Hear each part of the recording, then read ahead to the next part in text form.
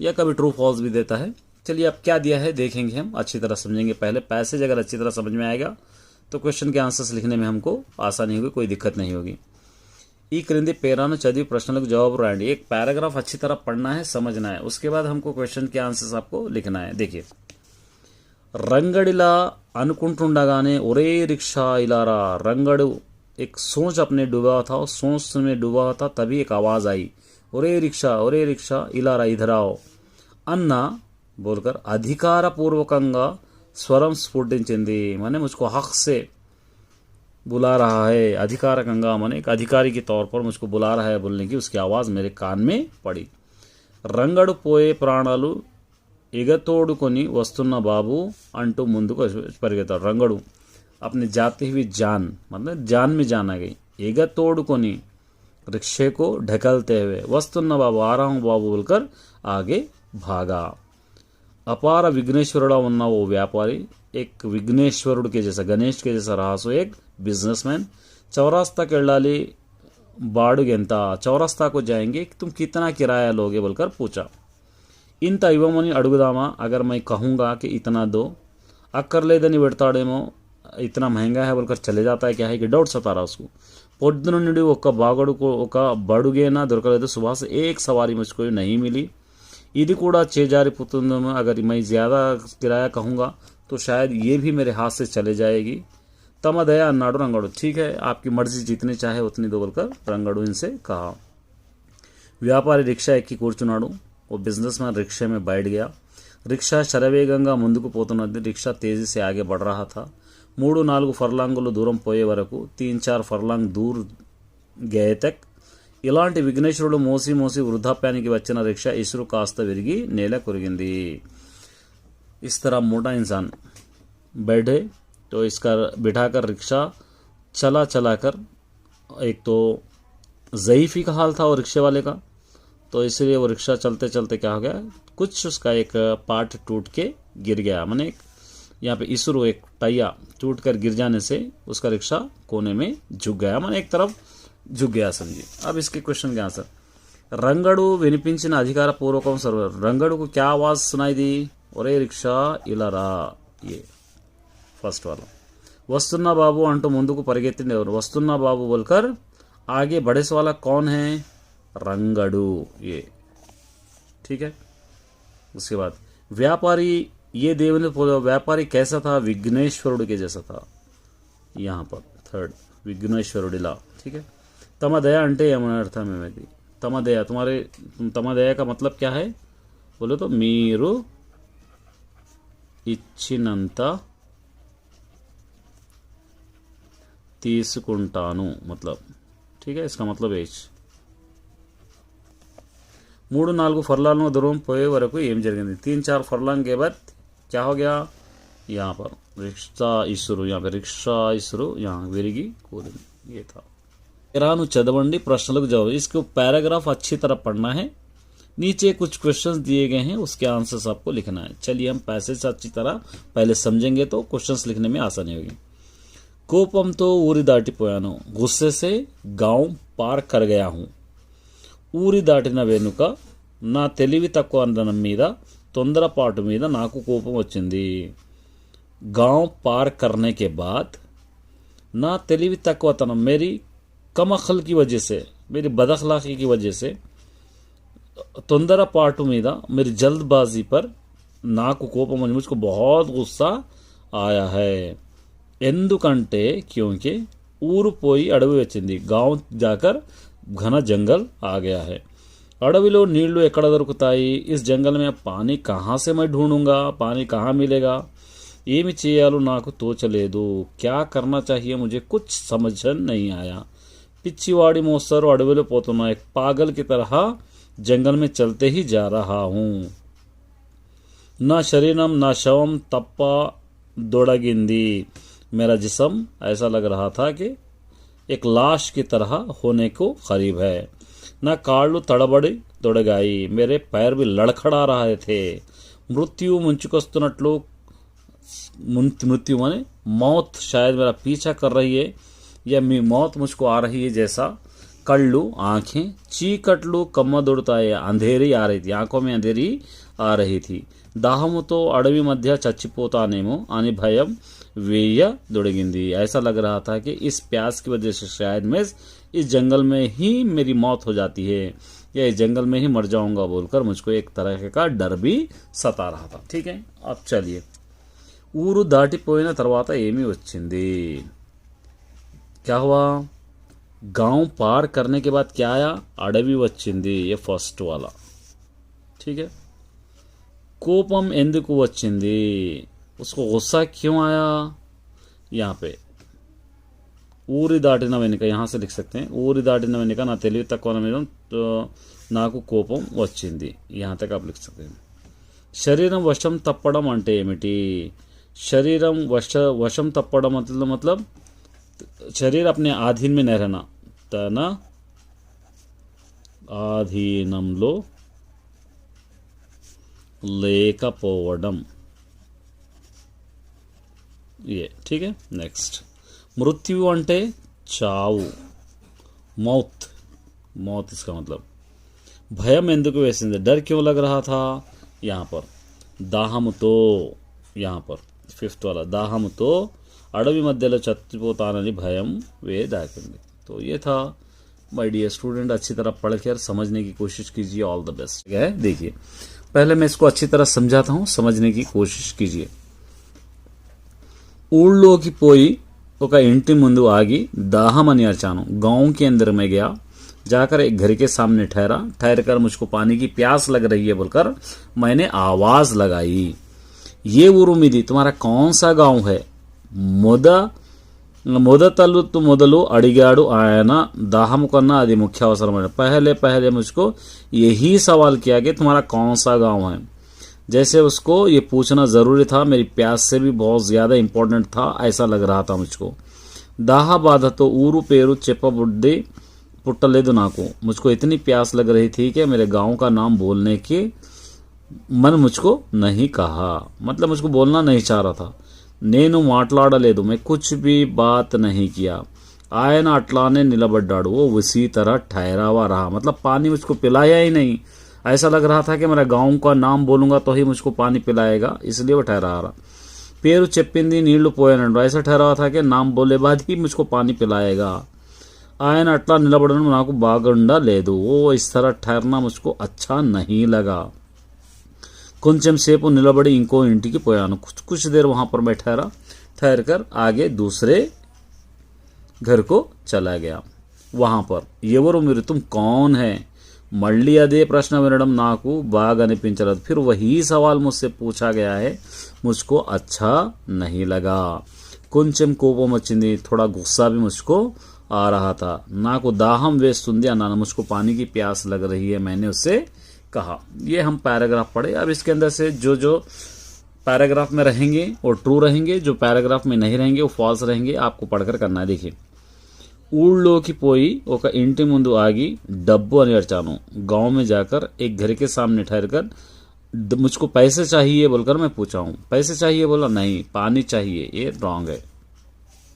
दाहम వేసినప్పుడు నీరు తాగాలి. पानी की प्यास लगे वक्त हमको क्या पीना चाहिए? पानी पीना चाहिए. राइट. दाह बाधा तो ఊరు పేరు చెప్పబుద్ధి కాలేదు. मुझको पानी की प्यास इतनी लग रही थी कि मेरे गांव का नाम मुझको बोलने की ज़रूरत, मुझे बोलने को मन नहीं करा. राइट. పేరు చెప్పకుండా నీళ్లు పోశారు. मुझे मेरा नाम नहीं बताए तो भी वो लोग मुझको पानी पिलाए हैं. कहाँ पिलाए? नहीं पिलाए. गलत. మళ్ళీ అదే ప్రశ్న వినడంతో కోపం వచ్చింది. फिर वही सवाल, तुम्हारा नाम क्या है, तुम्हारा गांव क्या है, पूछे है ना. वही सवाल पूछने से मुझको बहुत ही गुस्सा आया है. ठीक है, ये राइट. तो ये था माय डियर स्टूडेंट्स एक और पैराग्राफ इसी तरीके. Hello students, welcome to my channel. This is Roshan sir Max. चलिए माय डियर स्टूडेंट्स, एक वीडियो आपके लिए पैराग्राफ, 3 पैराग्राफ है. लास्ट के 5 लेसन से एक पैराग्राफ आपको आएगा 5 मार्क्स के लिए तेलुगु सेकंड लैंग्वेज में. फर्स्ट पैराग्राफ ही रहेगा. एक पैराग्राफ इंपॉर्टेंट समझा देता हूं मैं, उसकी ट्रिक भी बता देता हूं. देखिए यहाँ पर ये पैराग्राफ है. పూర్వం కపిలావస్తు నగరాన్ని శుద్ధోదనుడు అనే రాజు పరిపాలించేవాడు. पूर्व माने पिछले जमाने में कपिलावस्तु शहर को शुद्धोदनुడు बोलने वाला एक बादशाह रियासत किया करता था. अतनी कोडुकु गौतमुడు, उनके लड़के का नाम था गौतमुడు. అతనికి సిద్ధార్థుడు అనే పేరు కూడా ఉన్నది. గౌతముడికి एक और नाम था సిద్ధార్థుడు. గౌతముడు చిన్నతనం నుండే పెద్దల మీద గౌరవం. గౌతముడుకు बचपन से ही बड़ों पे रेस्पेक्ट, भूतदया, रहम వంటి जैसे सुगुणाలు अच्छे कैरेक्टर्स के साथ పెరిగాడు बड़ा है. कौन? गौतमुడు. देवदत्तुడు అతని చిన్ననాటి మిత్రుడు. देवदत्तुడు कहने वाला भी एक शख्स है. అవును గౌతముడు का సిద్ధార్థుడు का बचपन का दोस्त है. ఒకనాడు వాళ్ళిద్దరూ నది తీరానికి పోయారు. एक दिन लोग क्या करे, दोनों नदी के किनारे पर गए. అక్కడ ఆకాశంలో హాయిగా ఎగిరే హంసలను దేవదత్తుడు చూశాడు. वहां पर आसमान में आराम से उड़ने वाले हंस को देवदत्तुడు कहने वाला देखा है. వాటిని వేటాడాలని బాణం కొట్టాడు. उसको शिकार करने के लिए अपने तीर को चलाया. ఆ బాణం ఒక హంసకు తగిలి గిలగిలా కొట్టుకుంటూ గౌతమి ముందు పడ్డది. वो तीर एक हंस को लगकर गिरा फिरते हुए घूमते हुए गौतमुड़ के पास आकर गिरी हो, गौतमुड़ के सामने आकर गिरी. एक पैराग्राफ था. अब इससे क्वेश्चंस हो सकता है कैसे पूछे जा सकते हैं, यहाँ पर देखिए. शुद्धोधनुడు ఏ నగరానికి పాలించేవాడు? शुद्धोधनुడు कौन से कंट्री का बादशाह था? तो यहाँ पर आपको लिख सकते हैं कपिलावस्तु. ये फर्स्ट. शुद्धोधनुడు कुमार, इनके लड़के का नाम क्या था? गौतमुడు. ये गौतमुड़ का गला मरोगा. गौतमुड़ का एक और नाम थे, क्या था? गौतमुड़ का एक और नाम था सिद्धार्थुడు. ये थर्ड वाला. ठीक है. गौतमुడు मित्रुनि पेरु. इनके दोस्त का नाम क्या था? इनके दोस्त का नाम था देवदत्तुడు. ये फोर्थ. सिंपल क्वेश्चन से देखिए. हंसनु बाणम तो कोटिंदा. हंस को बाणम से मतलब तीर से कौन चलाया? तीर कौन चलाया? यहाँ पर हंसनु देवदत्तुడు बोलने वाला तीर चलाया. इस तरह से आराम से आप कर सकते हो. मैं तकरीबन अपलोड कर दूंगा, बने रहिए जब तक चैनल पे. All the best. अब दे रखा है, इसको पढ़ना है, इसके 5 क्वेश्चंस बनाना है. देखिए इसके क्वेश्चंस 5 ने हम 10 भी बना सकते हैं, 20 भी बना सकते हैं. क्या दिया है यहाँ पर? గౌతముడు దేవదత్తుడు రాజస్థానంలో న్యాయాధికారి విన్నవించారు. गौतमुడు देवदत्तुడు दोनों राजा के दरबार में न्यायाधिकारी ने एक लॉयर को విన్నవించుకున్నారు. अपना जो भी प्रॉब्लम था सुनाए. देवदत्तुని बाणం వల్ల హంస చనిపోతే అది అతనిది అయ్యేది. देवदत्तुడి के तीर की वजह से अगर हंस मर जाता तो वो उसका हो जाता. కానీ లేకిన్ భూతదయతో గౌతముడు దాని ప్రాణాన్ని కాపాడినందువల్ల అది గౌతమునిదే అవుతుంది. लेकिन रहम की वजह से, उस पर रहम करने की वजह से गौतमुడు उसके जान को बचाया, उसको जान बख्शी, इसलिए वो गौतमुడు का ही होता है. न्यायाधिकारी तीर्పు ఇచ్చాడు. ये वो लॉयर ये ऑर्डर दिया. न्यायाधिकारी मतलब लॉयर को कहते हैं, जज को भी हम कहते हैं. ఈ తీర్పుతో దేవదత్తుడు సంతోషపడలేదు. इस फैसले से దేవదత్తుడు खुश नहीं हुआ. వెంటనే न्यायाधिकारी को పీటను తెప్పించి దాని మీద హంసను ఉంచమన్నాడు. साथ ही एक टेबल मंगाकर उस न्यायाधिकारी उस लॉयर क्या करा, उसके ऊपर एक हंस को बिठाओ बोला. गौतमुడు देवदत्तुడిని విడివిడిగా హంసను పిలవమన్నాడు. గౌతముడు को और देवदत्तुడు को अलग अलग से उस हंस को बुलाने के लिए कहा. అది ఎవరి దగ్గరకు పోతే అది వారిది అవుతుందని చెప్పాడు. वो हंस जिसके पास भी जाएगा वो उसका ही होगा बोलकर फैसला सुनाया. మొదట దేవదత్తుడు హంసను పిలిచాడు. पहले దేవదత్తుడు उस हंस को बुलाया. అతని కోపపు చూపుకు కఠినమైన పిలుపుకు హంస రాలేదు. उसके गुस्से से देखने को और बहुत కఠినమైన माने डेंजरस क्रूएल आवाज से वो करीब नहीं आया हंस. గౌతముడు ఆప్యాయంగా హంసను పిలవగానే హంస అతని ప్రేమపూర్వక పలుకులు ఎగిరి వచ్చి చేతిపై వాలింది. और गौतमुడు बोलने वाला उसको मोहब्बत से एकदम मोहब्बत वाली आवाज से बुलाया तो जल्दी से आकर उसके हाथ पर बैठ गया. గౌతముడు అహింసా పద్ధతిని సభలో వారంతా చప్పట్లు కొట్టాడు. गौतमुడు के అహింసా रास्ते को देखकर सभी लोग दरबार में तालियां बजाए. राजू न्यायाधिकारी संतोषिंचारू और बादशाह और वो वहां का न्याय लॉयर बहुत ही खुश हुए. चलिए इसके बहुत सारे क्वेश्चन बहुत बना सकते हैं, जितने चाहे उतने बना सकते हैं. फर्स्ट आप बना सकते हैं न्यायाधिकारिणी ఎవరు విన్నవించుకున్నారు. एक हो गया, माने उस लॉयर के पास कौन अपना सुना लिए. उसके बाद एक अभी एक लिख सकते हैं हंसा ఎవరి బాణం వల్ల చనిపోయేది. ये लिख सकते हैं. हंस किसके तीर की वजह से मर सकता था, ये लिख सकते हैं. उसके बाद हंसा ప్రాణాలు ఎవరు कापाडारू, ये लिख सकते हैं। हंस की जिंदगी कौन बचाए, ये भी लिख सकते हैं।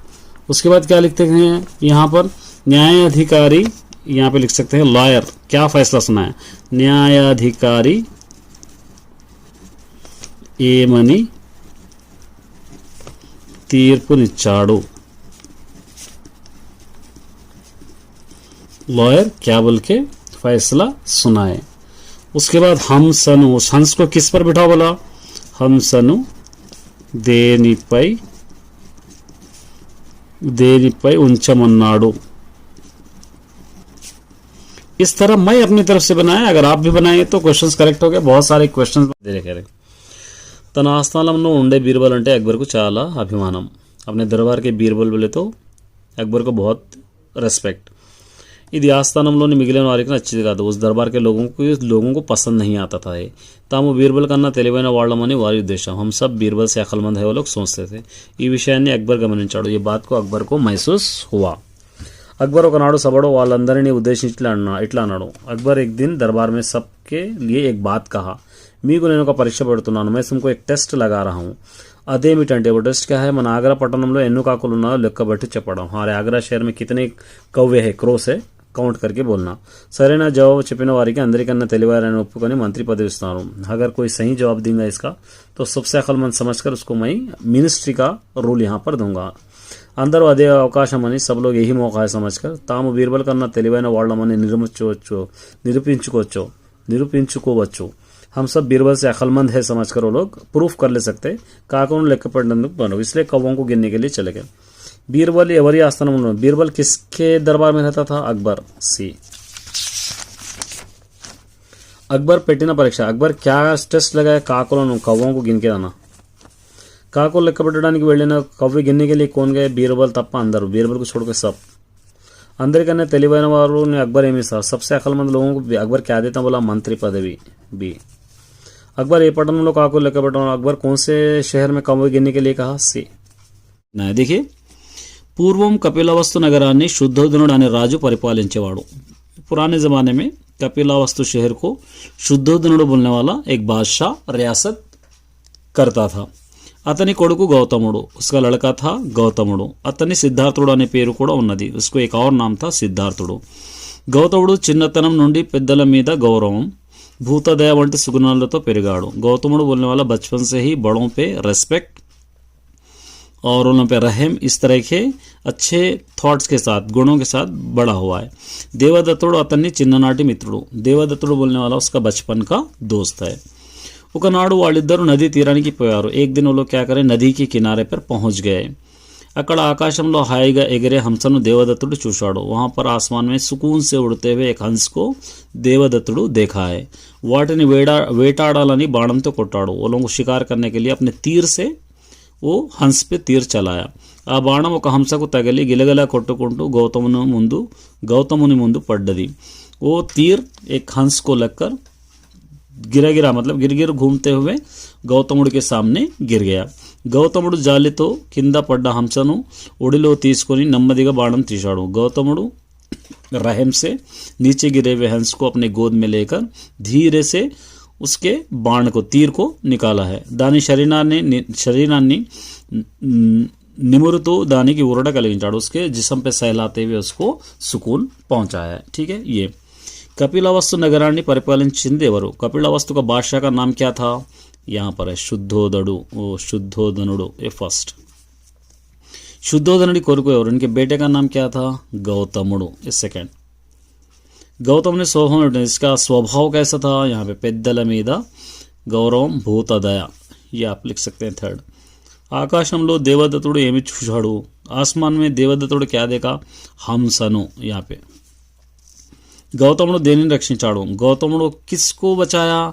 सेम हंसनु बोल के आप लिख सकते हैं। ठीक है, सेम आंसर आप लिख सकते हैं। फोर्थ भी एज, फिफ्थ भी एज। 10 मार्क्स के लिए अननोन पैराग्राफ में सॉल्व करा देता हूँ आप सभी के लिए। देखिए यहाँ पे क्या कह रहा है, क्रिंदी गद्यानी चदवंडी, इसको पढ़ना है आपको, इससे आपको क्वेश्चंस बनाना है। ठीक है, पढ़ के आपको क्वेश्चंस बनाना है। सबसे पहले मैं इसको अच्छी तरह एक्सप्लेन करूंगा। एक्सप्लेनेशन करने के बाद आपको जैसे मर्जी चाहे क्वेश्चंस आप बना सकते हैं। सबसे पहले एक्सप्लेनेशन इंपॉर्टेंट। देखिए, గోలకొండ కోటను గొర్రెల కాపరుల కొండ అని పిలిచేవారు। गोलकोंडा जो फोर्ट है उसको गोरेला माने बकरे चराने वाला एक पहाड़ कहा जाता था। बकरे चराने के लिए इस्तेमाल होने वाला एक पहाड़ कहा जाता था। अदे गोलकोंडा, उसी का नाम है गोल्लाकोंडा। गोलकोंडा बाद में बना है, गोल्लाकोंडा है, गोलकोंडा डिफरेंस है। देखिए, गोलकोंडा का मारे नहीं, गोल्लाकोंडा था पहले। गोल्ला मतलब बकरे, कोंडा मतलब पहाड़, बकरों का पहाड़। बाद में क्या हो गया, गोलकोंडा हो गया। ఇది తెలంగాణలోని హైదరాబాద్లో ఉన్నది। ये తెలంగాణ के హైదరాబాద్ में है। గోల్కొండ కోట నిర్మాణం జరిగి దాదాపు 500 సంవత్సరాలు గడిచాయి।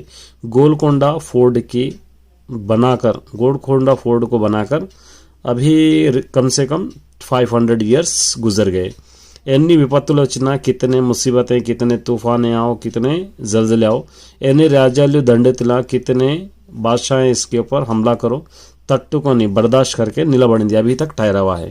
ఈ కోటలో 10 కిలోమీటర్ల పరిధిలో 87 చంద్రాకార బురుజులున్నాయి। इस फोर्ट में 10 किलोमीटर के अंदर 87 చంద్రాకార मतलब चांद की तरह बुरुजे दिखाई देते हैं। 8 ప్రధాన ద్వారాలు ఉన్నాయి। 8 बहुत इंपॉर्टेंट दरवाजे हैं। 4 వంతెనలు ఉన్నాయి। 4 क्या है यहाँ पे, వంతెనలు मतलब सरहदें हैं। अनेक राज मंदिरालू, बहुत सारे मंदिरें, आलयालू, और आलयालू मतलब उसको हम मंदिरों को कहते हैं। मसीदुलू, मस्जिदें नेटिकी ఎంతో వైభవంగా ఉంది। अभी भी बहुत खूबसूरत हो दिखाई देते हैं। चलिए, अब इस पे आपको क्वेश्चन बनाना है। बहुत सारे क्वेश्चन बनाते हैं। मैं पहला क्वेश्चन इसका बनाना चाह रहा हूँ। గోలకొండ, यहाँ पे గోలకొండను ఏమని पिलिछेवारू, क्या बुलाते थे? गोलकोंडा को क्या बुलाया करते थे? सेकंड, गोल्लाकोंडा एरा मारिंदी, गोल्लाकोंडा एला मारिंदी, एक क्वेश्चन। ठीक है। थर्ड, अपनी मर्जी से बना सकते हैं। गोलकोंडा यहाँ पर लिख सकते हैं, गोलकोंडा కొండ ఏ రాష్ట్రంలో ఉంది? गोलकोंडा कौन से स्टेट में है? ये भी आप एक लिख सकते हैं। फोर्थ वाला, गोलकोंडा निर्माण प्रत्येकता एमिटी भी लिख सकते हैं। गोलकोंडा निर्माण प्रत्येकता एमिटी, ये भी आप लिख सकते हैं। इसकी बनावटी की स्पेशलिटी क्या है? फिफ्थ, गोलकोंडा परिधिलो ఎన్ని బురుజులు ఉన్నాయి लिख सकते हैं आप। गोलकोंडा परिधिलो ఎన్ని బురుజులున్నాయి, ये इस तरह आप लिख सकते हैं। अननोन पैराग्राफ इजीली आप 10 मार्क्स हासिल कर सकते हैं। Paragraph second language Telugu 9th class या 10th क्लास सभी स्टूडेंट्स के लिए आपको पता है 10 मार्क्स देगा। सबसे पहले इसका ट्रिक याद करना है आपको। देखिए, सबसे पहले हम सॉल्व कर सकते हैं कोई भी पैराग्राफ, लेकिन हमको अंडरस्टैंड होना बहुत ज़रूरी है। इसके कुछ ट्रिक्स भी मालूम होना बहुत ज़रूरी है। चलिए, मैं आपको पहले अंडरस्टैंड कराता हूँ, उसके बाद ट्रिक्स समझा देता हूँ आपको। देखिए, एक पैराग्राफ में समझाऊंगा। पहले ये पैराग्राफ है, यहाँ से एक मॉडल पेपर में सॉल्व करा रहा हूँ। देखिए, వరంగల్ నగరంలో పర్యాటకులకు ఆకర్షించేది వరంగల్ కోట। वरंगल शहर में जो टूरिज़्म डिपार्टमेंट के लोग होते हैं या टूरिस्ट जो होते हैं, उनको अपने तरफ आकर्षित करने वाली कौन सी चीज़ है? वो वहाँ का फोर्ट, वरंगल फोर्ट। दक्षिण భారతదేశంలో శిల్పకళకు మచ్చుతునక, साउथ इंडिया में जो शिल्पकला, जो आर्ट होता है, जो शिल्पी मतलब पत्थरों पे तराशने वाला आर्ट होता है, वो मच्चु तुनका माने एक याददाश्त है। वो मच्चु मतलब निशान, तुनका मतलब टुकड़ा, निशान का टुकड़ा है। मतलब यहाँ पर बहुत सारे ऐसे ऐसे डिज़ाइंस तराशे हुए हैं कि हम देखकर ताज्जुब कर सकते हैं। ई कोटा को फोर्ट కాకతీయ చక్రవర్తి గణపతి దేవుడు క్రీస్తకం 1199 సంవత్సరంలో కోట నిర్మాణం మొదలుపెట్టాడు। उस फोर्ट को काकतीय के एम्पेरर गणपति देवड़ू कहने वाले यहाँ पर क्रिस्त शकम माने बीसी बिफोर क्राइस्ट 1199 साल में उस फोर्ट की बनाना शुरू किए हैं। అతని కుమార్తె రాణి రుద్రమాదేవి उनकी लड़की का नाम है రాణి రుద్రమాదేవి 1961 సంవత్సరంలో ఈ నిర్మాణాన్ని పూర్తి చేసింది 1961 में और इसका बनाना पूरा कंप्लीट हो गया इमारत की तामीर। ఈ కోట 4 పెద్ద ప్రవేశ ద్వారాలు కలిగి ఉన్నది और उस फोर्ट को चारों तरफ या 4 बड़े बड़े द्वार है मतलब रास्ते दरवाजे वहाँ पर है। చరిత్ర మరియు హిస్టరీ మరియు పురాతన కట్టడాలు पुराने दौर के आर्कोलॉजिकल इमारतें మీద इसके ऊपर आसक्ति इंटरेस्ट కలిగి ఉన్న వారికి रहस्य लोगों के लिए ఈ కోట సందర్శనీయమైనది। उस फोर्ट को ज़रूर देखना है, संदर्श करना है जो भी इंटरेस्ट रखते हैं आर्कोलॉजी पर। రాతిపై చెక్కబడిన సింహాల వంటి జంతువులు మరియు హంసల వంటి పక్షులు ఆనాటి కళాకారుని పతనానికి నిదర్శనం। राती पे पत्थर पे तराशे हुए शेर लाइन के या जानवरों के पिक्चर्स और हंस के पिक्चर्स उस दौर में किस तरह तराशे होंगे हमको सोचने पे मजबूर कर देते। ये आंसर है, ये एक पैराग्राफ है। अब इसके अंदर देखिए सबसे पहले क्वेश्चन क्या दे रखा है, దక్షిణ భారతదేశంలో శిల్పకళకు మచ్చుతునగా నిలిచిన కోట ఇది। साउथ इंडिया में शिल्पकला को मतलब जो शिल्प के आर्ट होता है, जो पत्थरों में तराश आर्ट होता है, एक निशान की तरह नीचे ठहरने वाला कौन सा कोटा है मतलब कौन सा फोर्ट है। तो यहाँ पर आप लिख सकते हैं वरंगल कोटा, ये आपको लिख सकते हैं वरंगल कोटा। पै पेरालो उन्न तंडरी कोतुरु पेरू, इस ऊपर जो पैराग्राफ में है फादर का नेम और लड़की का नाम आपको बताना है। फादर का नाम गणपति देवड़ू और लड़की का नाम रानी रुद्रमा देवी, इस तरह आप लिख सकते हैं।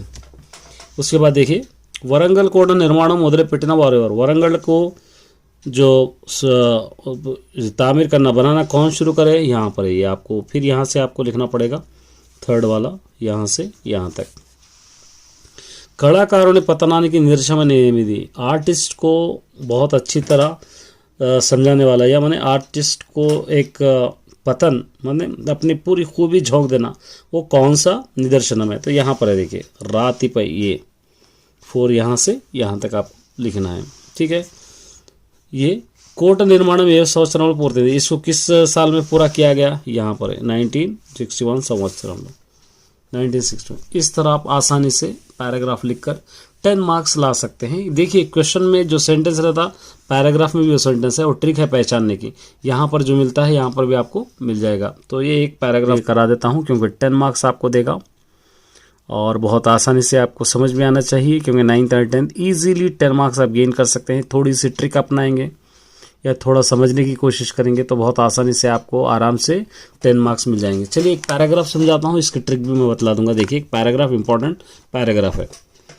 पुस्तकालु लेनी गदी आत्मा लेनी शरीरम వంటిది। जिस घर में जिस रूम में बुक्स नहीं है, किताबें नहीं है, वो रूम किस तरह है, आत्मा नहीं सो मतलब जान के बिना बेजान के शरीर की तरह, बेजान के जिस्म की तरह है वो।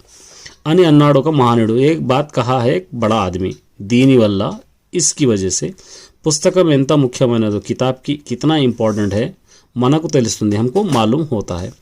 పుస్తకాలు చదవడం ద్వారా बुक्स हम पढ़ने से ఎంతో మంది జీవితాల్లో बहुत सारे लोगों की लाइफ में ఎన్నో మార్పులు వచ్చాయి, बहुत सारे चेंजेस भी आए, మనం వచ్చాయని आए हैं समझकर మనం తెలుసుకుని ఉన్నాం, हम सबको पता ही है।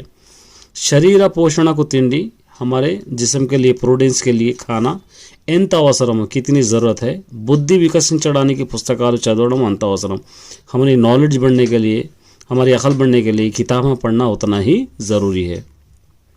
పుస్తకాలు చదవడం వల్ల మంచి చెడులు తెలుస్తాయి, बुक्स पढ़ने से क्या होता, अच्छाई और बुराई हमको मालूम होती है। తెలివితేటలు పెరుగుతాయి, अकल हमारी बढ़ती है। చదువుకున్న వాళ్ళు అధిక సంఖ్యలో ఉన్న దేశాల్లో అభివృద్ధి సాధిస్తాయి। जो कंट्री में ज़्यादा से ज़्यादा लोग लिटरेट होते हैं, पढ़े लिखे होते हैं, वो कंट्री खुद ब खुद डेवलपमेंट की तरफ आगे बढ़ता है। ఎందరో గొప్పవాళ్ళు జీవితాలలో అనుభవాలను తీసుకొని మన జీవితాలను చక్కగా మలుచుకునే అవకాశం పుస్తకాలను చదవడం వల్ల మనకు లభిస్తుంది। बहुत सारे बड़े बड़े लोगों की लाइफ को हम पढ़कर उनके एक्सपीरियंस को हम जानकर उनसे इंस्पिरेशन होकर हमारी लाइफ को अच्छी तरह हम इंस्पायर करने की या बदलने की, हमारी लाइफ अच्छी तरह गुजारने का एक मौका उस किताब में हमको ढूंढने से मिलता है। मतलब जो बड़े लोग होते हैं उन्होंने इंस्पिरेशन हमारे लिए। मंची पुस्तकम दग्गरुंटे मंची स्नेहितुడు दग्गरुన్నట్లే, एक अच्छी किताब हमारे पास है तो एक अच्छा दोस्त हमारे साथ रहे जैसा। అలాంటి పుస్తకాలను నిలయాలైన ग्रंथाలను अभिनव देवालयों अनुसार उस तरह रहस्य किताबें की जगह है ग्रंथालय लाइब्रेरी, उसको हम कहते हैं अभिनव, नॉलेज के मंदिरें हैं कहते हैं, हम लोग कहते हैं।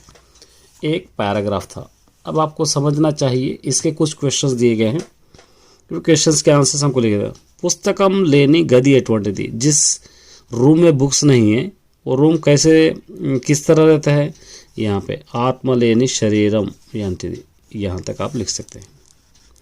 बुद्धि विकसिंचाలంటే ఏమి చేయాలి, हमारी नॉलेज बढ़ने के लिए हमको क्या करना चाहिए। अगर हम लोग अच्छी तरह पढ़ेंगे, देखिए यहाँ पे बुद्धि पुस्तकालु చదవడం అంత అవసరం, यहाँ पे पुस्तकालु, यहाँ से पुस्तकालु చదవాలి, ये చదవాలి यहाँ तक आप लिख सकते हैं। మంచి పుస్తకం దగ్గరుంటే ఎలా ఉంటుంది, अच्छी किताब हमारे साथ रहे तो क्या होता, यहाँ पे మంచి పుస్తకం దగ్గరుంటే మంచి స్నేహితుడు, अच्छा दोस्त साथ रहे जैसा। अभिनव देवालयाలు వేటిని అంటారు, अभिनव देवालयाలు किसको कहते हैं, यहाँ पे पुस्तकाल निलयालु, यहाँ पे यहाँ से लेके यहाँ तक आप लिख सकते हैं। पै पेरा वेटी प्राधान्यता చెప్పబడింది, किसके बारे में कह रहा है पैराग्राफ, यहाँ पर पुस्तक लाइब्रेरी, यहाँ पे ग्रंथालयालु के बारे में यहाँ पे कहता है, या पुस्तकम गुरिंची आप लिख सकते हैं, पुस्तकम गुरिंची एक आंसर था। तो उम्मीद करता हूँ कि अच्छी तरह आप इसको सीखेंगे समझेंगे। और इस वीडियो को देख कर जाइए, कुछ शायद आपके माइंड में बैठ जाए और उसी को कॉन्सेप्ट वाइज बनाकर आप लिख सकते हैं। सभी में कॉन्सेप्ट मैं अपलोड करूंगा, देखिए। और सबसे पहले अपलोड कर रहा हूं इंटरव्यू के क्वेश्चंस, कोई भी इंटरव्यू आने दो आप ये लिख सकते हैं, कोई भी इंटरव्यू, चाहे आपको किसी के भी इंटरव्यू के पूछने के लिए अगर क्वेश्चंस पूछेगा तो ये आप आसानी से लिख सकते हो, ये क्वेश्चंस आप लिख लीजिए।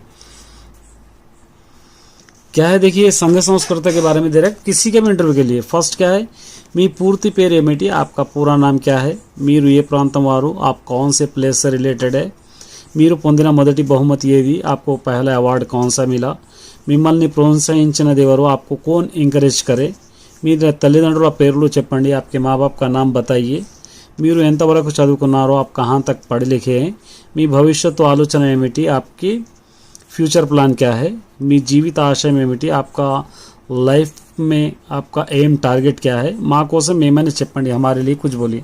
यहाँ पर नाम किसी का भी नहीं आया है, जनरली आप सभी के बारे में आप लिख सकते हो, ये एक हो गया। और उसी तरह यहाँ पर देखिए लेटर, एक लेटर है ये, చదువు ప్రాధాన్యత తెలుపుతూ మిత్రునికి లేఖ, पढ़ाई की इंपॉर्टेंस बताते हुए आपके दोस्त को एक लेटर आपको लिखना है। पढ़ाई का इंपॉर्टेंस क्या है, यहाँ पे डेट, यहाँ पर जो डेट है आपको लिखना है हैदराबाद। प्यारे दोस्त, నేను బాగా చదువుతున్నాను, मैं बहुत अच्छा पढ़ रहा हूँ, నీవు కూడా బాగా చదువుతున్నావని ఆశిస్తున్నాను, तुम भी अच्छा पढ़ रहे होंगे इस तरह मैं सोच रहा हूँ। ఈ రోజులలో చదువు ప్రాధాన్యత చాలా ఎక్కువగా ఉంది, आजकल पढ़ाई के बहुत ज़्यादा इंपॉर्टेंस है। చదివితే మంచి చెడులు తెలుస్తాయి, पढ़ेंगे तो अच्छाई और बुराई मालूम हो जाएगी। విద్యా అవకాశాలు లభిస్తాయి, हमको जॉब्स अपॉर्चुनिटीज़ बढ़ जाते हैं। सामाजिक अभिवृद्धि जరుగుతుంది, डेवलपमेंट भी होता है, सोशल डेवलपमेंट भी होता है। కావున అందరూ చదువుకోవాలి, इसलिए सब लोग पढ़ना चाहिए। इटलू यहाँ पर लिखना है, ये चिरुनामा एक एड्रेस लिखना है। ये एक लेटर है, देखिए। उसके बाद एक और लेटर मैं आपको लिए अपलोड कर देता हूँ। ये अपलोड एक लेटर अब एक है, यहाँ पर सेम लेटर लिख सकते हैं आप। इसके अंदर क्या दे रखा है, कोई भी एक चीज़ के बारे में आप देखें, सो एक हिस्टोरिकल प्लेस के बारे में आपको लिखना है। यहाँ पे डेट, यहाँ पे प्यारे दोस्त, నేను క్షేమం నీవు క్షేమం అని తెలుస్తున్నాను, मैं खैरियत से हूँ या ठीक हूँ, आप भी ठीक होंगे सोच रहा हूँ। నేను చార్మినార్ చూశాను, मैं చార్మినార్ देखा हूँ। అతి పురాతనమైన కట్టడం, बहुत पुरानी इमारत है, దానిని చాలా అందంగా చెక్కారు, उसको बहुत खूबसूरत बनाए। ఈ నిర్మాణాన్ని చూస్తే చాలా అద్భుతంగా కనబడుతుంది, इस बनावट को, इस इमारत को देखेंगे तो बहुत हमको खुशी होती है। इटलू यहाँ पर लिखना है, यहाँ पर एक एड्रेस लिखना है। ये लेटर्स है, किसी तरीके के लेटर्स आए तो आप आसानी से लिख सकते हो।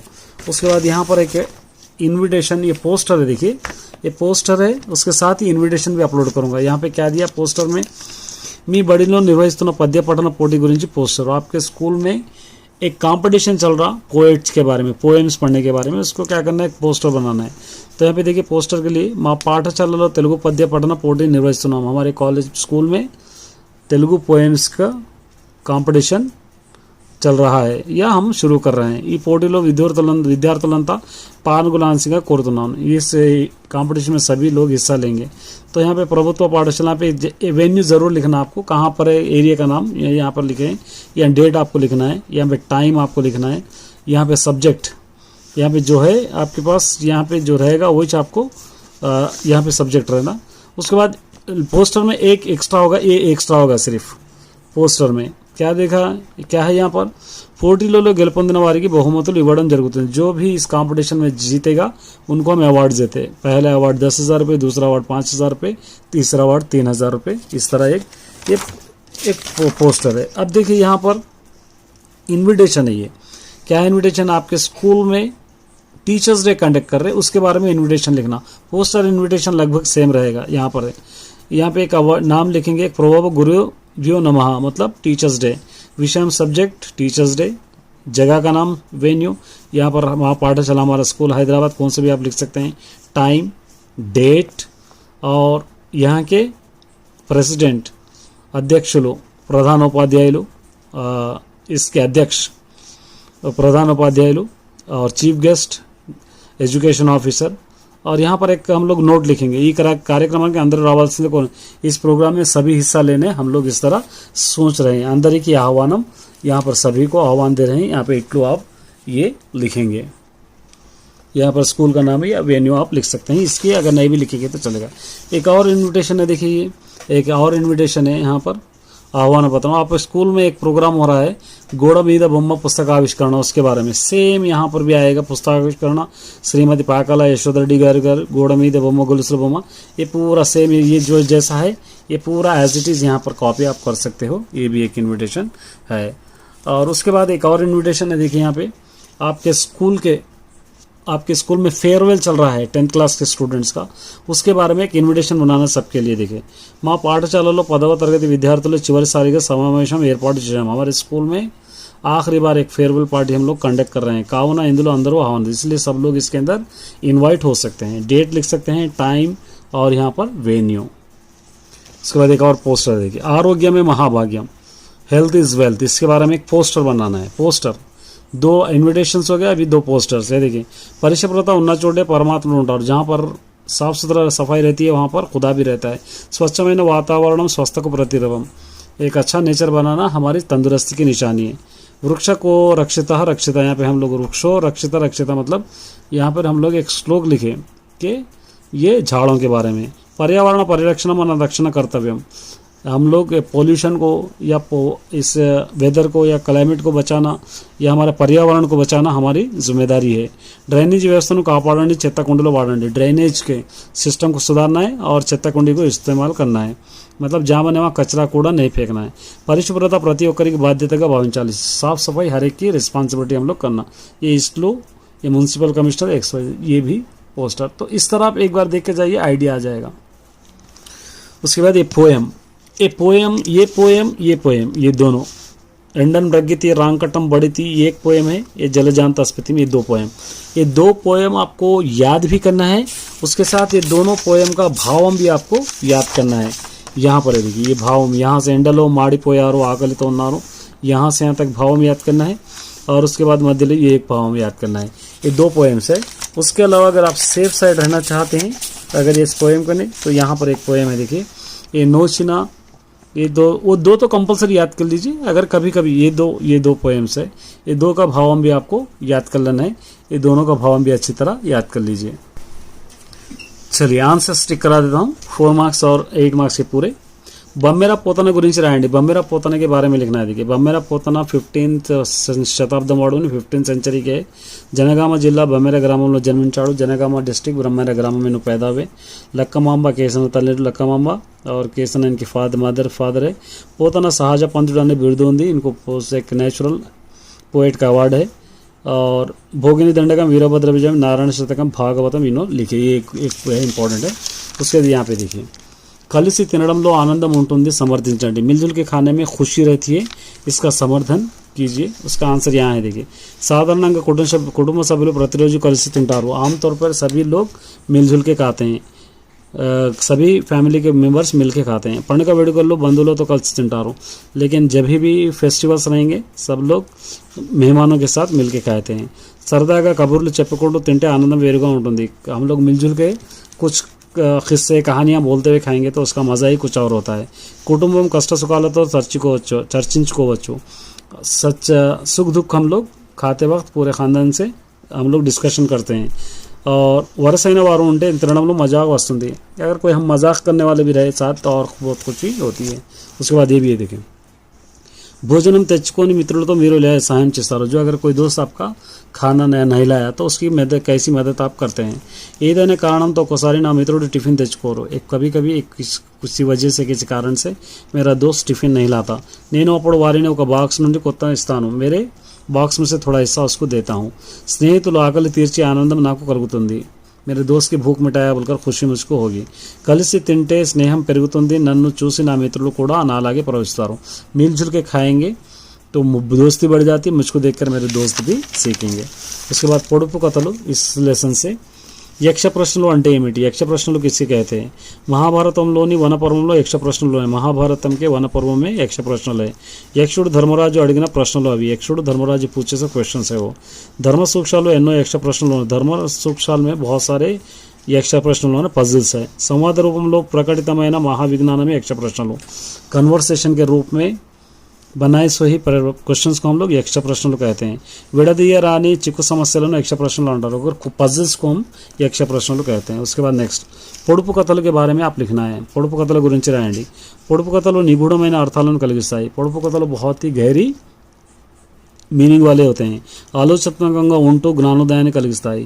सोचने लायक रह के हमको नॉलेज बढ़ाते हैं। రాయలసీమలో మారుకథలు కరీంనగర్లో శాస్త్రం అంటారు। రాయలసీమ में మారుకథలు కరీంనగర్ में శాస్త్రం भी कहते हैं। ప్రహేళికలు విచ్చుకథలు అనే పేర్లు కూడా ఉన్నాయి। ఇంకే दूसरे नाम है ये। గోడ మీద బొమ్మ గొలుసుల బొమ్మ అంటే తేలని అర్థం। గోడ మీద బొమ్మ दीवार पर रहा सो एक पिक्चर और वो जंजीर वाला पिक्चर, उसका मतलब क्या है? एक बिच्छू बोलकर हम कह सकते हैं। उसके बाद नेक्स्ट है पोइट इंट्रोडक्शन। देखिए पाकाला यशोधर रेड्डी के बारे में लिखना है। यशोधर रेड्डी स्वस्थलम नागर कर्नूल जिला बिजनेपल्ली, इनका रहने की जगह कहाँ है? नागर कर्नूल जिला बिजनेपल्ली। अधिकार भाषा संघम तोली महिला अध्यक्षरालो, इनो पहले मध्य महिला अध्यक्ष थे अधिकार भाषा के, मतलब तेलुगु के। धर्मशाला మా ఊరి ముచ్చట్లు హెచ్చమ్మ కథలు इनके बुक्स है ये। महालक्ष्मी मुच्चटलो रेडियो कार्यक्रम निर्वहिंचడం। महालक्ष्मी मुच्चटलो बोलने का एक रेडियो प्रोग्राम भी नो करे। उसके बाद फोर्थ लेसन, थर्ड लेसन भी करूँगा इसके बाद है थर्ड लेसन, थोड़ा आगे पीछे हो गया लेसन। भाग्यरेड्डी वर्मा తిరుగులేని నాయకుడిని సమర్థించండి। भाग्यरेड्डी वर्मा एक अच्छा लीडर है, इसको समर्थन कीजिए। देखिए అనగారిన వర్గాలను ఆర్తిని అర్థం చేసుకున్నాడు। जो निचली जात के लोग हैं वो लोगों के प्रॉब्लम इन्हें समझे। ప్రభుత్వం ప్రజల నుండి నైతిక మద్దతు లభించింది। गवर्नमेंट से लोगों को इनकी लिए मदद भी मिली। చిత్తశుద్ధితో సంస్కరణ అమలుపరిచాడు। डेडिकेशन के साथ जो भी काम था उसको अंजाम दिए। तन संपदनु समयाన్ని సమస్తాన్ని వెచ్చించాడు। अपनी दौलत अपने वक्त को पूरी तरह इन्हें दे दिए। దళితులందరికీ తిరుగులేని నాయకుడు అయ్యాడు। जितने भी दलित थे वो लोगों को एक अच्छे लीडर इन्हों बने।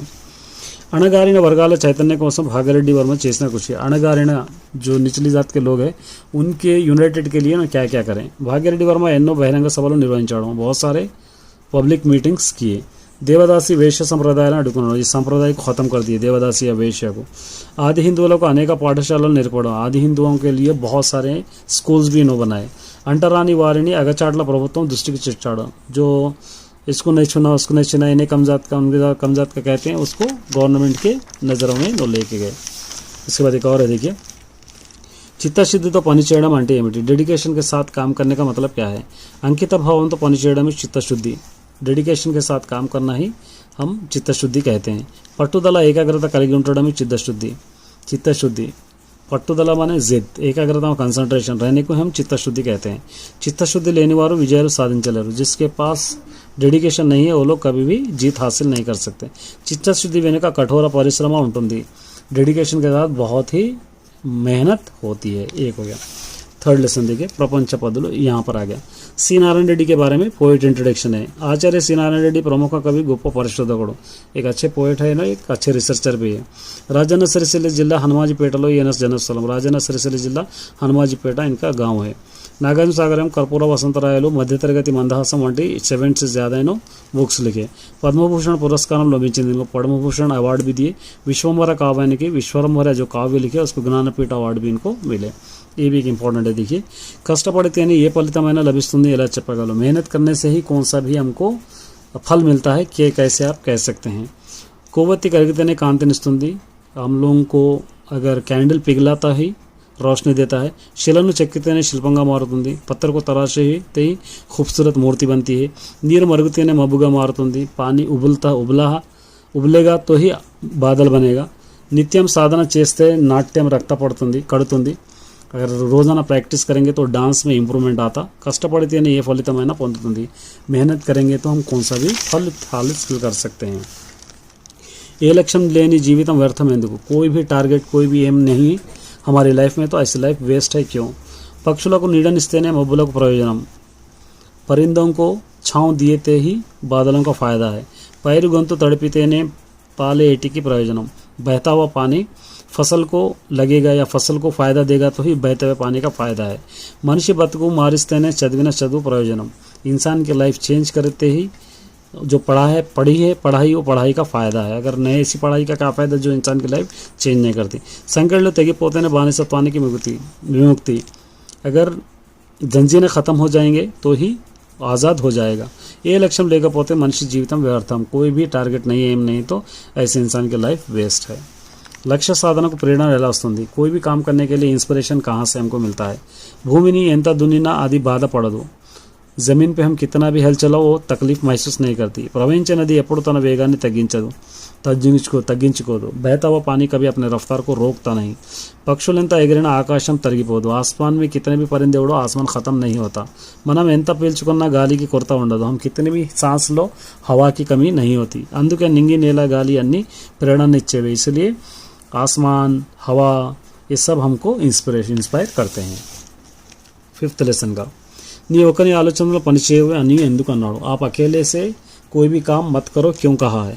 విజయానికి అనేక దారులు ఉంటాయి, जीत के बहुत सारे रास्ते होते हैं। ఒకరే అనేక రకాలుగా ఆలోచించలేకపోవచ్చు, ये हर इंसान अलग अलग सोचता है, एक जना पूरे हर तरीके से नहीं सोच सकता।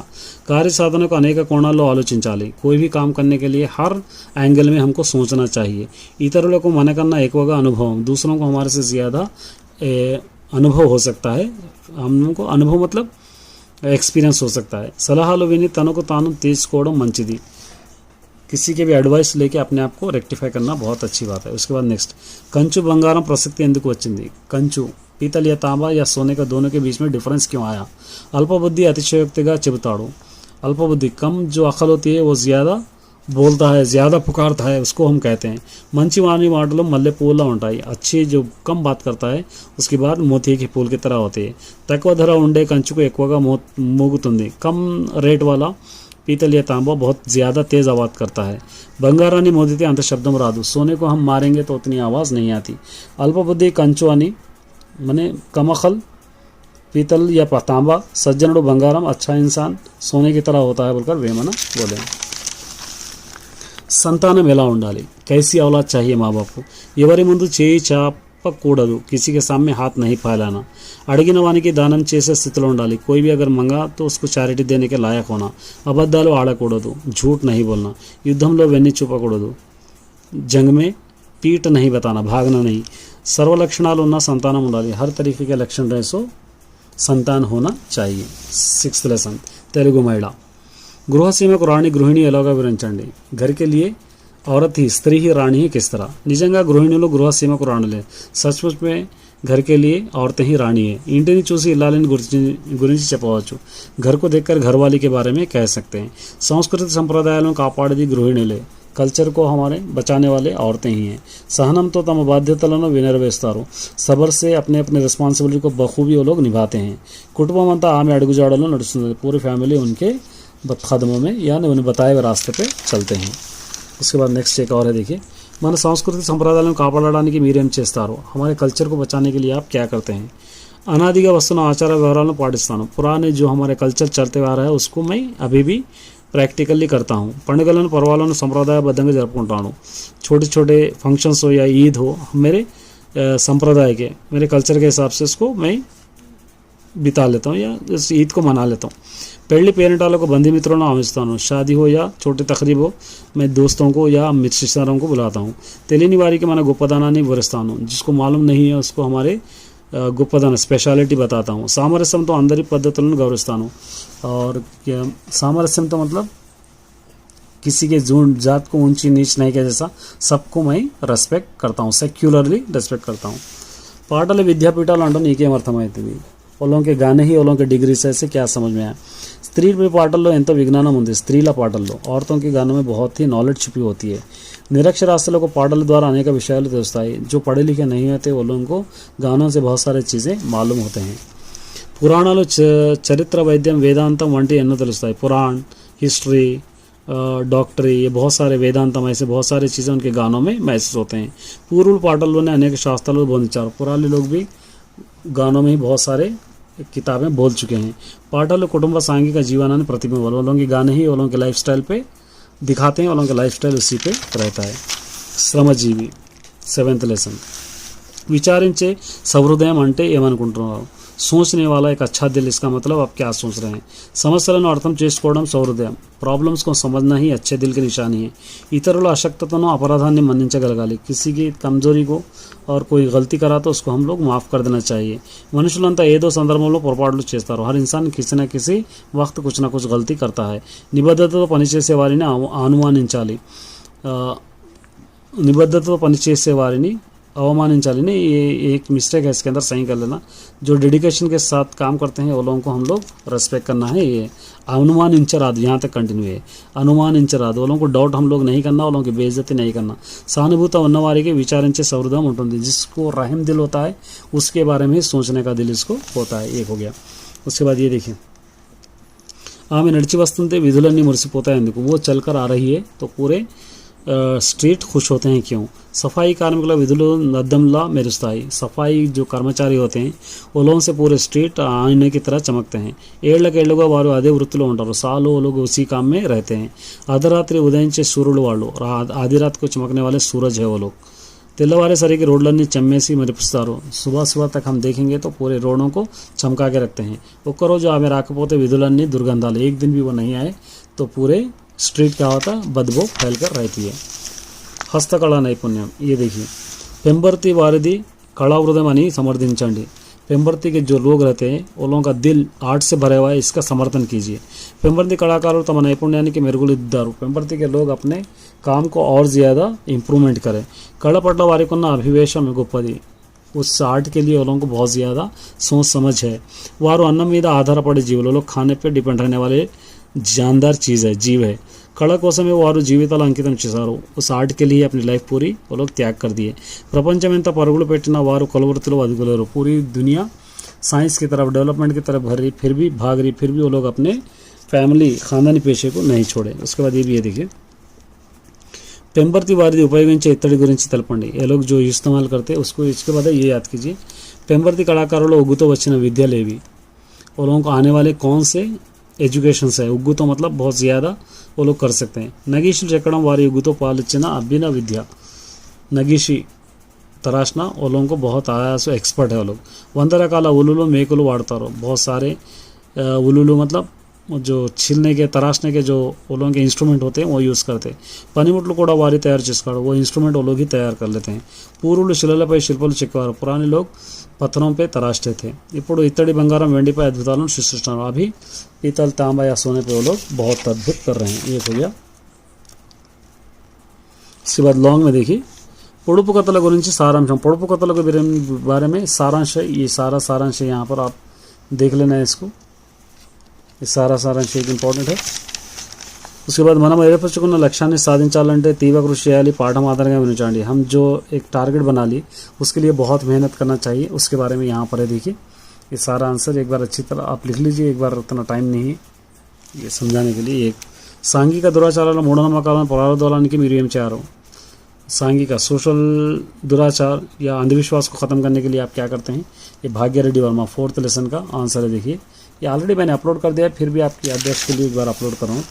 नीति परिमళాల ద్వారా మీరు అలర్చుకున్న మంచి గుణాలు, नीति परिमళాలు जो लेसन पढ़े उससे आपको अच्छी आदतें कौन से है उसके बारे में एक आपको याद करना है।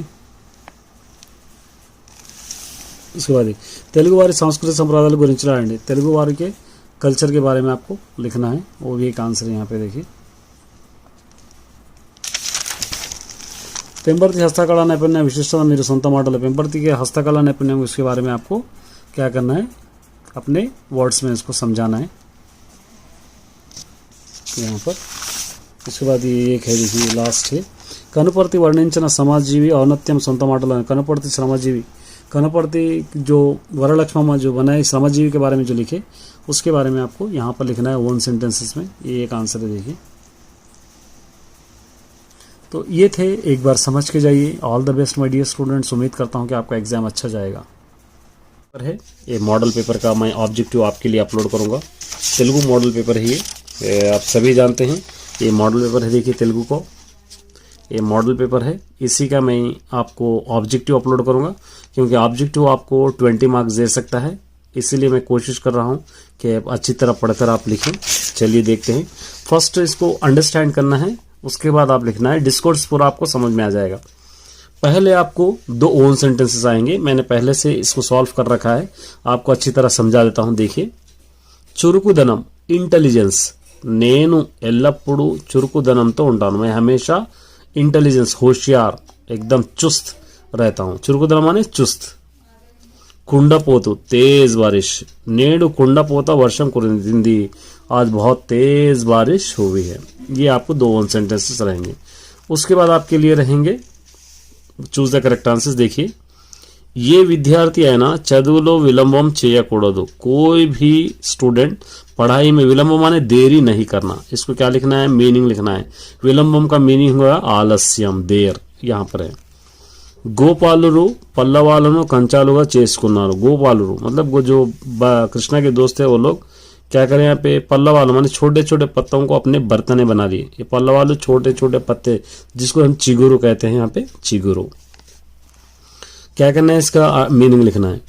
गोपालुरु चल्दी तिन्नारू, गोपालुरु मतलब श्री कृष्ण के जो फ्रेंड्स है श्री कृष्ण पूरे मिलके, चल्दी माने रात का बचा हुआ खाना वो लोग का है। इसका पर्याय पदम लिखना, सेम मीनिंग का सेम वर्ड के और मीनिंग, जैसा शीतान्नम उषितम माने बचा हुआ खाना उषितम।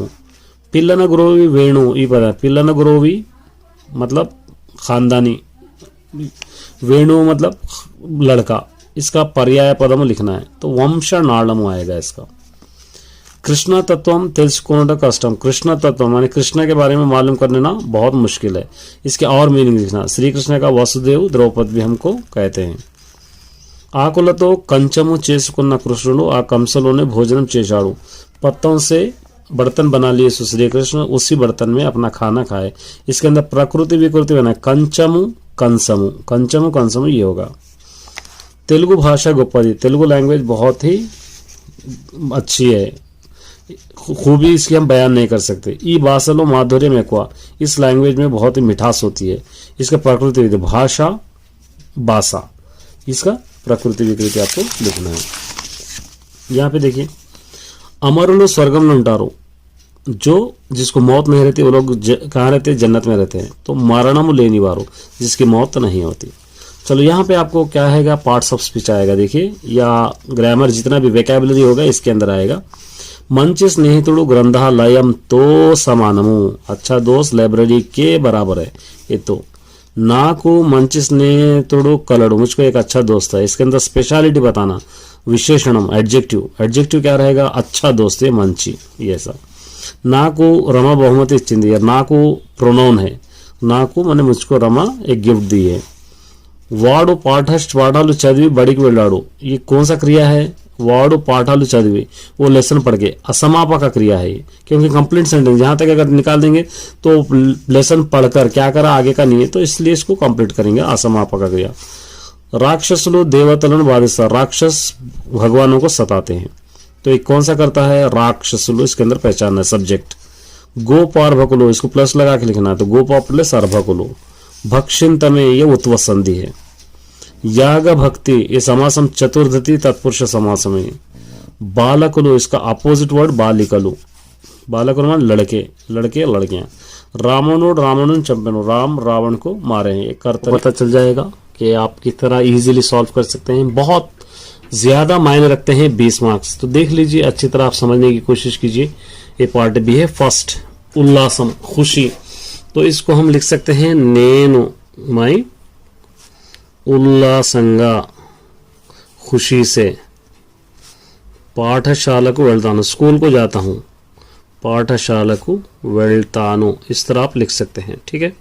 सखुడు दोस्त, नाकु पाठशाలలో మంచి सखुడు उन्नाडु, मुझको स्कूल में एक अच्छा दोस्त है। इस तरह आप इसको लिख सकते हैं। अब यहां से देखिए, ये अच्छी तरह आपको समझना है पार्ट। జంతువులపై కరుణ చూపాలి, जानवरों पे रहम दिखाना चाहिए। गीता गीसना भाई रहम, रहम का मतलब क्या होता है? दया। ये हो जाता बी, यहां पर आपको बी लिखना है। प्रति व्यक्ति वो लक्ष्यमु तो पंचाले, हर इंसान एक लक्ष्य के साथ, एक टारगेट के साथ काम करना चाहिए। गीता गीसना पता नहीं, इसको लक्ष्यमु टारगेट, ये टारगेट का मतलब क्या होता है? गुरी, सी, यहाँ पे सी। अंबुदिलो नीरू उपुगा उंटुंदी, अंबुदी माने समंदर, समंदर में पानी बहुत खारा होता है। इसका पर्याय पदम लिखना है आपको। अंबुदी माने समुद्रमु संद्रमु, ये डी यहां पर आ जाएगा। ఎండాకాలము పయమును ఎక్కువగా వాడతారు, धूप काल में ज्यादातर पानी इस्तेमाल करते हैं। ये पयमु का पर्याय पदाలు लिखना। पयमु माने वाटर को कहते हैं, और वाटर मतलब नीरू उदकम आता है यहाँ पर बी। कुड़चु पदाనికి नाना अर्थाలు। कुड़चु जो वर्ड है उसको और मीनिंग लेना। कुड़चु माने पीना, तागु, यहाँ पे तीनों तागु, खाना पीना, यहाँ पर आएगा ए। संतोषम स्नेहम नाना अर्थाలు वाला पदम, संतोषम स्नेहम इसका और मीनिंग वाला वर्ड आपको लिखना पड़ेगा। और मीनिंग वाला माने संतोषम, सुखम माने सी, यहाँ पर आएगा। पुस्तकम पदाనికి, पुस्तकम का विकृति आपको लिखना है पोत्तम, डी। कस्ती, ये कस्ती का प्रकृति आपको लिखना है कस्टम, ए। अब यहाँ से आपको वैकेबुलरी रहेगी। वैष्णवी चक्कगा चदुवुकुंटुंदी, वैष्णवी क्या है? नामवाचकम है, ये बी। उसके बाद देखिए, अमीना टीचर पाठम చెబుతుంది, अमीना टीचर लेसन बोल रही है, पता नहीं क्रिया वो पहचाना है చెబుతుంది, ये చెబుతున్నది यहाँ पे बी। राजू रामू विभक्ति, यहाँ पे प्रीपोजिशन लिखना है। राजू रामू कोरकू, कोरकू सी, ये आएगा। शिवानी విహారయాత్ర చేయాలంటే చాలా, शिवानी को पिकनिक जाना बहुत पसंद है, माने ट्रैवलिंग करना बहुत पसंद है। तो यहाँ पर आपको क्या लिखना है? शिवानी की, यहाँ पे ए। चारमीनार नो खुली खुदुबशा चाला पचिष्टांगा निर्मित, चारमीनार को खुली खुदुबशा बहुत मजबूत बनाए। इसके अंदर आपको कर्ता पहचानना है। कर्ता माने खुली खुदुबशा करता है, ये खुली खुदुबशा, यहाँ पर सी। పద్మజ పుస్తకం తీసింది, पद्मजा बुक निकाली है। पद्मजा कविता रसिंदी, पद्मजा कविता माने पोएट लिखी है। संक्षिप्त वाक्य मार्चना, इसको एक सिंपल सेंटेंस में बनाना है। तो पद्मजा पुस्तकम तीसी कवितलु रासिंदी, तो इसके अंदर कहाँ है देखना है? यहाँ पद्मजा पुस्तकम तीसी कवितलु रासिंदी, ये।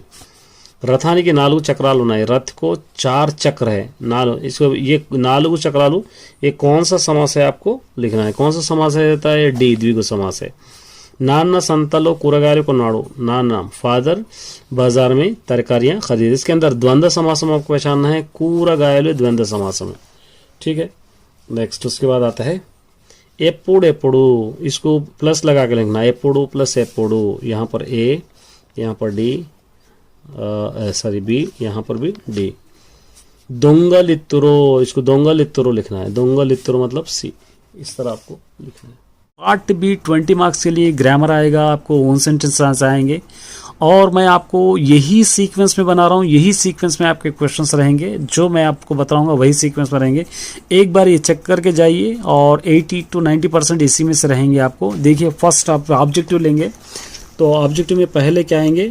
सొంత మాటలు, ओन सेंटेंसेस आएंगे।